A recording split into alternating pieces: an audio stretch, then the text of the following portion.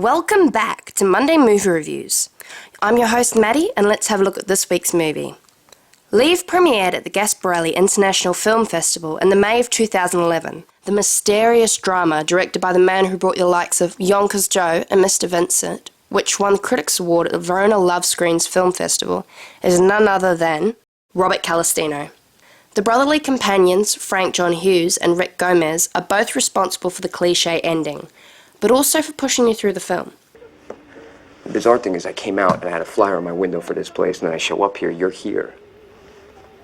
Do you think that's strange?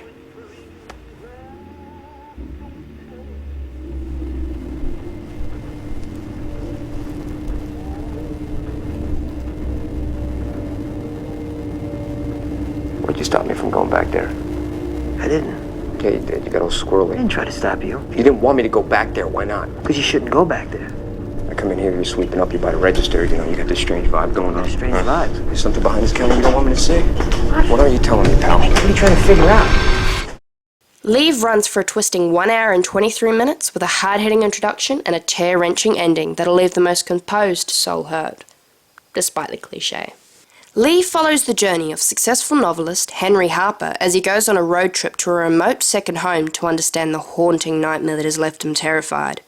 While on the way there, he encounters a strangely familiar drifter who confronts him with information that threatens to turn everything he knows to be true upside down. You'll know the two main characters from the multi-award-winning HBO show Band of Brothers, with the likes of Rick Gomez playing Henry Harper and Frank John Hughes as the mysterious drifter.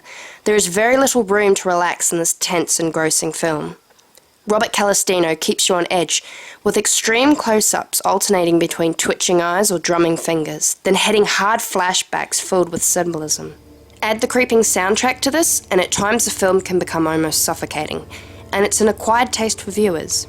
Personally, I found it a unique experience in a film, sitting in the dark, home alone, unable to tear my eyes away from the screen as I became a part of the trip. It was great. The director, Celestino, said that in contrast to many other directors, Leave was a film directed that is 80% sound and 20% visual.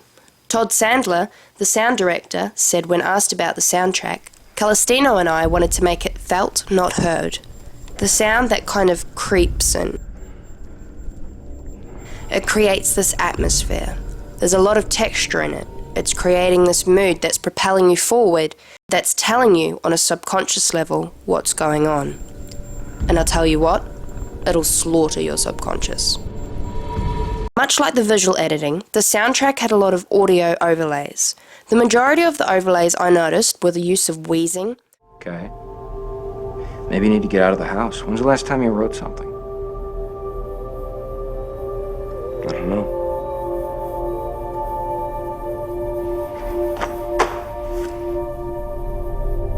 Long time. A heartbeat and a slow whining static along with the beep, beep, beep of a, well, that's a spoiler. Because the use of added sounds is so subtle, it is just enough for you to make it affect on your mind, but not actually enough for you to be distracted by it. I think it's a very effective way of creating an extra layer in a film, and Leave successfully did this. Talking of cutting, like I mentioned before, the editing for this film was filled with subtle and distinctive overlays. Within the first 10 minutes, there is already something like 6 overlays.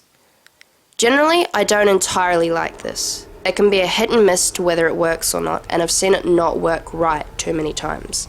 But with the visual and audio that they use, the effect it causes is unsettling. You can tell that something isn't right, and there's certain cuts to powerful objects that keep you guessing of their importance. One of these in particular is the image of the chair outside the roadhouse and a door. The cinematography within Leave is good. Not excellent, just good. There are some really neat camera shots throughout the film. A particular scene in the leaving party for Henry Harper shows Amy, acted by Vanessa Shaw, walk from one side of the room to the other. It doesn't sound too interesting? Watch the clip. Here you see Amy walk from the kitchen, and the camera does a tracking shot from behind the wall and then stops as she reaches her destination. Robert Celestino has made very interesting use of depth staging. As Henry Harper talks to his publisher Elliot, acted by multi-award-winning Bryan Cranston, about his girlfriend Amy, their place behind her. Personally, I really liked how then Celestino changed their position and kept the camera mainly focused on Henry as they talked about his career. And it is going to open up a whole new world for you, Henry. You mark my words. Cheers. They're marked.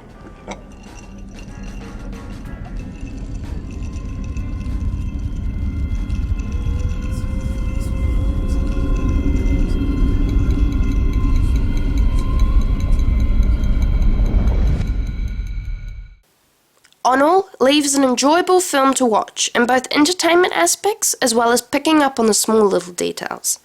I give it a 3.5 road trips out of 5. Why? Well, while this film is dark and slightly depressing at times, I thoroughly enjoyed it. There are parts of the film that lagged, dragging on for a little while, but it still had me tense and engaged. Despite the mixed praise for Leave, Robert Celestino certainly gets what he considers the highest praise from me, as I left this film and thought about it for several days later. This film, whether you like it or not, will leave you long after the credits have rolled. If you have the acquired taste for suffocating, dark and intense films, this is something you should certainly check out. But don't take my word for it, or the mixed reactions of the other viewers. Go check it out for yourself. Till next Monday, Maddie, signing out.